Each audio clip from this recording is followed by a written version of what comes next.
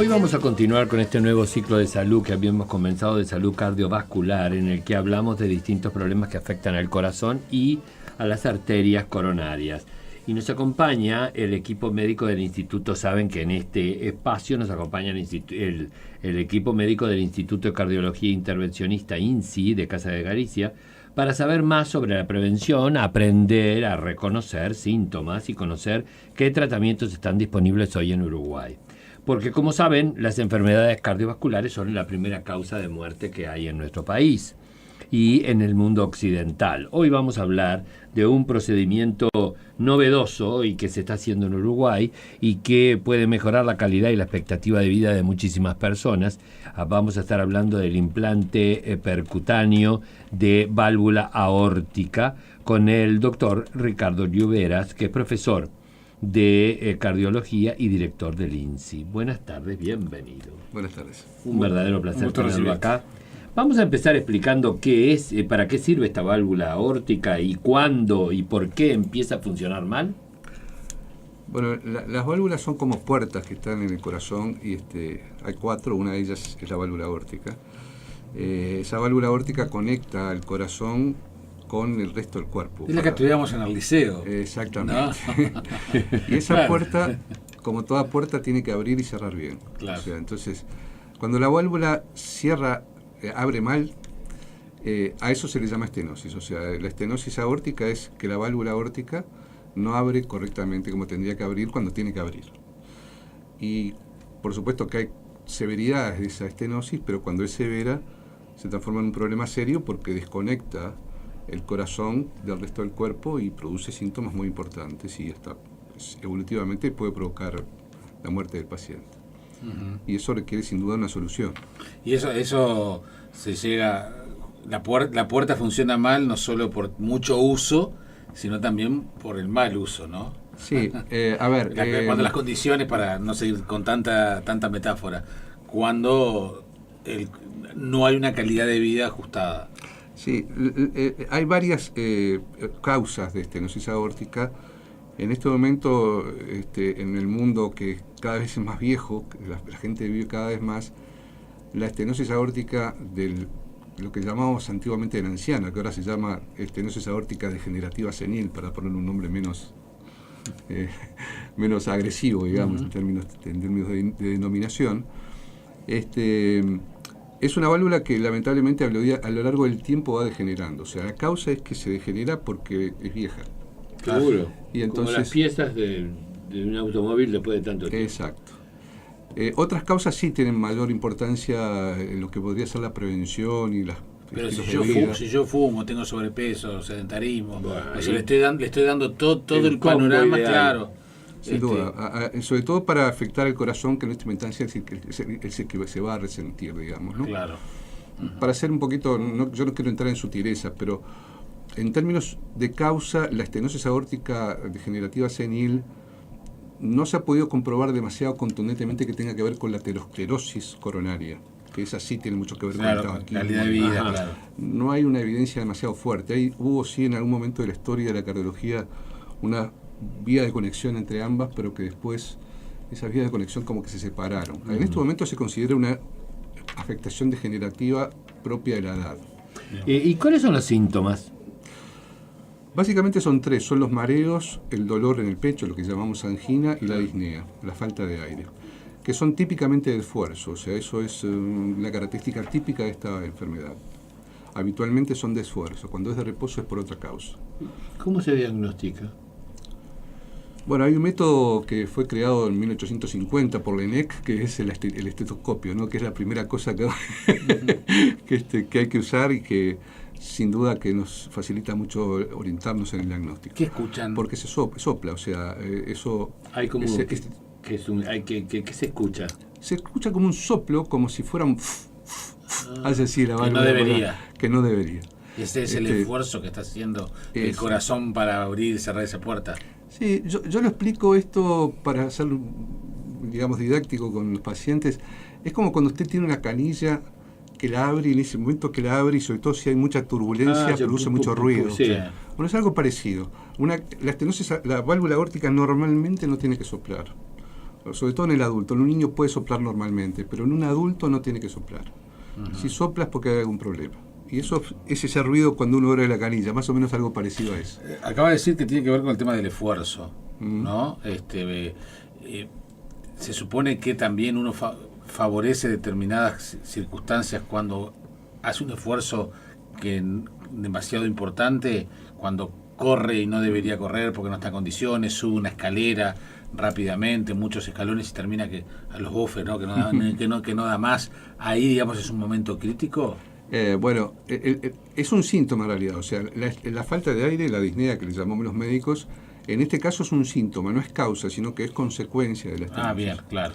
Y por supuesto que cuando hay una estenosis aórtica severa, el paciente no puede hacer esfuerzos importantes porque lamentablemente en ese momento corre riesgo si hace esfuerzos importantes. Pero el síntoma es una consecuencia de la estenosis. ¿Y cuál es el tratamiento preferido para tratar esta afección? Bueno, en la estenosis aórtica severa no hay tratamiento médico, o sea, no existe algo que abra la válvula. Lamentablemente, algún día en la historia de la medicina eso va a existir, pero ahora no existe. No. Entonces, las alternativas que tenemos son cualquier alternativa mecánica que abra la válvula. Que son para el lado quirúrgico, entonces. Claro, básicamente son tres alternativas. Una es la quirúrgica, que es la forma clásica, que es abrir el pecho, cambiar la válvula, poner otra. Otra que es una técnica bastante, digamos, transitoria en sus resultados, que se llama valvuloplastia, que es por dentro de la válvula colocar un balón, inflarlo y abrir esa válvula como quien abre algo que está estrechado. Sí, claro. El problema de eso es que frecuentemente, casi siempre, la válvula se vuelve a obstruir a lo largo de los meses. Y la tercera opción es este tratamiento más nuevo, que es el TAVI, el tratamiento de percutáneo, de colocación de una válvula por vía percutánea.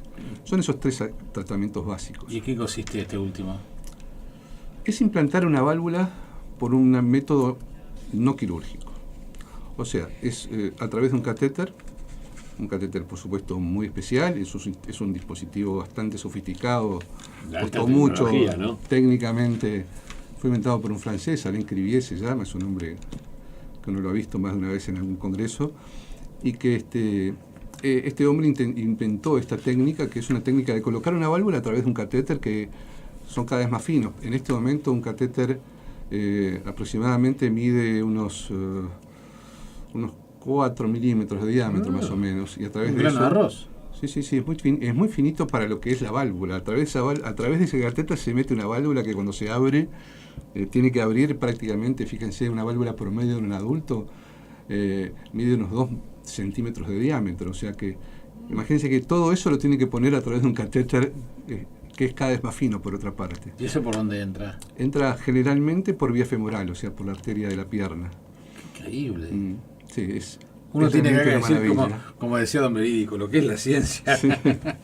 La inteligencia humana realmente da muestras. En medicina, en cardiología, con los dispositivos nuevos, realmente da sorpresas increíbles. Esta es una de ellas. O sea, que alguien haya inventado un sistema que permite a través de una catéter sumamente fino y largo colocar una válvula que se abre y que se queda dentro del corazón, es algo realmente prodigioso. ¿Y qué ventaja tiene esa técnica? La ventaja que tiene es que no evita la agresión quirúrgica, que lamentablemente es menos invasiva, menos agresiva. Tiene resultados bastante equiparables a la cirugía. O sea, en los grandes estudios que ha habido de este tipo de técnica, los resultados son superponibles. Uno no puede decir que sea ni mejor ni peor, son similares. El tema es que es menos agresivo, sin duda, y hay determinados pacientes que esa agresión quirúrgica no la toleran. Ahí sí. Sobre todo por el tema de las edades, ¿no? Sí, exactamente. Esa es una realidad. Lo que usted dice es tal cual. Si uno ve el promedio de colocación de estas válvulas en el mundo, está cerca de 80 años, porque lógico, en pacientes más jóvenes se utilizan métodos más estándar, más ortodoxos, como la cirugía. Claro.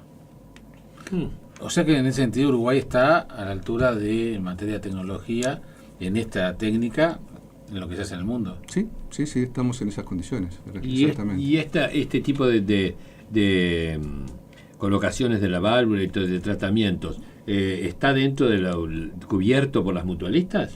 No, no está dentro de lo que se llama el PIAS, no está, y tampoco lamentablemente está cubierto por el sistema de financiación del Fondo del Nacional, Fondo de, Nacional de Recursos. Recursos. No está cubierto. No está cubierto. No está cubierto. Ni por uno ni por Ni otro. Exactamente. Entonces eso se transforma en un problema, Claro. lamentablemente se transforma en un problema de financiación que estamos buscando desde todo punto de vista, en todos los ámbitos cardiológicos, estamos buscando que se busque un mecanismo de cobertura.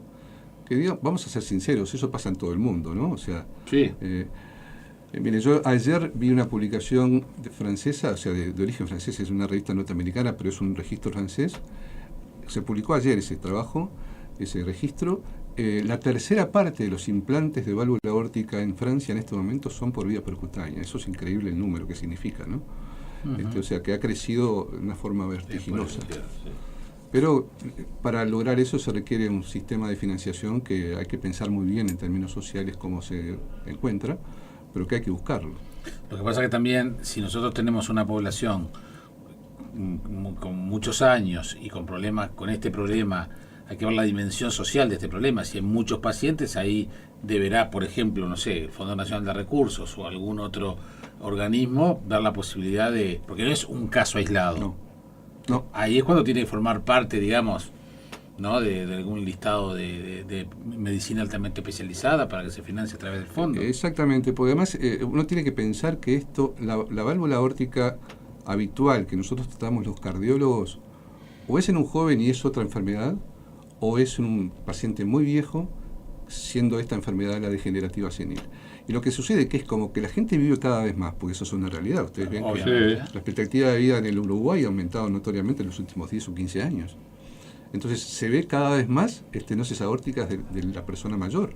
¿Y cuánto puede prolongar la vida de ese paciente el colocarle, hacerle esta técnica? Bueno, mire, los datos que hay es que cuando yo corrijo la estenosis aórtica, le estoy cambiando la perspectiva de sobrevida a una población normal, que no tenga esta enfermedad. O sea, eso es un clásico de la cardiología, el pensar, el considerar que cuando una estenosis aórtica empieza a tener síntomas, esos son datos ominosos, son datos muy embromados en términos de pronóstico. O sea, cuando una persona empieza a tener síntomas con una estenosis aórtica, como que se está viniendo la noche. Panorama complicado. Entonces, en ese sentido, cuando yo corrijo esa obstrucción, esos son curvas de sobrevida que se ven muy claramente en grandes poblaciones. Por ejemplo, hay un estudio dinamarqués que es muy claro, que cuando implantan la válvula aórtica, le corrigen la sobrevida y se la llevan a una persona que lamentablemente todos somos mortales, pero que se va a morir de otra cosa y no de la estenosis aórtica. Qué brutal, ¿eh? Qué increíble. Es un elemento a tener en cuenta para quienes toman las decisiones. Sin duda, sin duda. Y bueno, entonces el ICI de Casa Galicia está trabajando fuertemente en esto. ¿Cuánto se está haciendo? ¿Cuántas personas o en porcentajes están optando por este tipo de sí, en este momento en el Uruguay el porcentaje es bajo por este problema de financiación. Nosotros tenemos aproximadamente una serie de 20 personas tratadas con este método. En el Uruguay no sobrepasan las 50, lamentablemente entre todos los grupos, ¿no? Porque hay varios grupos que están haciendo esta técnica y lamentablemente no sobrepasan el número de 50, quizás un poco más, pero estamos seguramente en ese volumen. Lamentablemente esto está trabado por el tema de la financiación. Y bueno, algún día la vamos a tener que solucionar. Porque esos pacientes, además, es un poco lo que yo les decía hace un rato, esos pacientes, si bien algunos pueden operarse, la mayoría no se pueden operar. O sea, la indicación más precisa para este procedimiento es aquel paciente que tiene un alto riesgo quirúrgico o directamente no es operable. ¿Y cómo se dictamina ese que no es operable? ¿Es por la edad? Por varios parámetros. Hay scores de riesgo, hay varios score que se hacen estableciendo determinados parámetros que se calculan el porcentaje de mortalidad quirúrgica que los pacientes tienen. Y, por ejemplo, se estima, para dar una idea, en un score muy clásico, que es el score norteamericano, que se llama el STS, en ese score, cuando la mortalidad quirúrgica más de 8%, se considera paciente de alto riesgo. Entonces, un paciente de alto riesgo, eso está establecido en las guías internacionales, cuando el paciente es de alto riesgo y es más de una mortalidad de más del 8%, hay que pensar en este método. Bueno, realmente. el Instituto de Cardiología Intervencionista de Casa de Galicia se dedica al diagnóstico y al tratamiento de las enfermedades cardiovasculares y entre sus servicios incluye la hemodinamia y la cardiología intervencionista que trata enfermedades del corazón y de los vasos sanguíneos mediante cateterismo cardíaco, la imagenología, ¿no?, cardíaca y el Instituto de Diagnóstico de Terapéutica Endovascular. Para conocer todos los servicios y procedimientos que se realizan en el INSI, pueden ingresar en su página web www.insi.ui y también están en Facebook. Además, por consultas pueden llamar al 23 55 55 55. Además, lo más importante en este tipo de espacios el que la gente se entere que existe también, ¿no? Exacto. Porque es fundamental. Y cuando mañana va a hablar con su cardiólogo, con el médico, sabe que esta es una de las opciones. Ante todo la información. Exactamente. Y después, bueno, que sea lo que tenga que ser. Exactamente. Doctor Ricardo Lluveras, muchísimas gracias por haber venido en el día de hoy. Muchas gracias a Que ustedes. pase bien, hasta pronto.